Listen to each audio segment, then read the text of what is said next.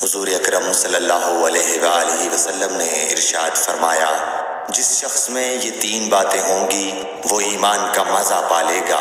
ایک یہ کہ وہ شخص جسے اللہ اور اس کا رسول ان کے ماں سوا سے زیادہ عزیز ہوں، اور دوسرے یہ کہ جو کسی بندے سے محض اللہ ہی کے لیے محبت کرے، اور تیسری بات یہ کہ جسے اللہ نے کفر سے نجات دی ہو پھر دوبارہ کفر اختیار کرنے کو وہ ایسا برا سمجھے جیسا آگ میں گر جانے کو برا جانتا ہے۔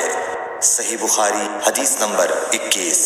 حضرت محمد مصطفیٰ صلی اللہ علیہ وآلہ وسلم نے فرمایا، جب جنتی جنت میں اور دوزخی دوزخ میں داخل ہو جائیں گے، اللہ پاک فرمائے گا جس کے دل میں رائی کے دانے کے برابر بھی ایمان ہو اس کو بھی دوزخ سے نکال لو۔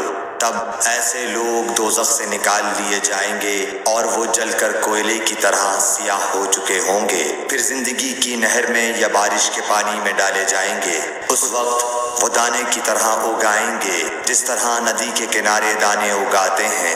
کیا تم نے نہیں دیکھا کہ دانہ سردی مائل پیچ در پیچ نکلتا ہے؟ صحیح بخاری حدیث نمبر 22۔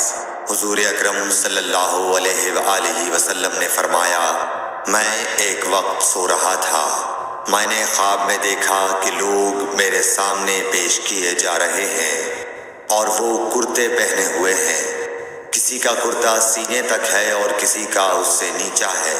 پھر میرے سامنے عمر بن خطاب لائے گئے، ان کے بدن پر جو کرتا تھا اسے وہ گھسیٹ رہے تھے، یعنی ان کا کرتا زمین تک نیچا تھا۔ صحابہ رضی اللہ تعالیٰ عنہ نے پوچھا کہ یا رسول اللہ اس کی کیا تعبیر ہے؟ آپ نے فرمایا کہ اس سے دین مراد ہے۔ صحیح بخاری حدیث نمبر 23۔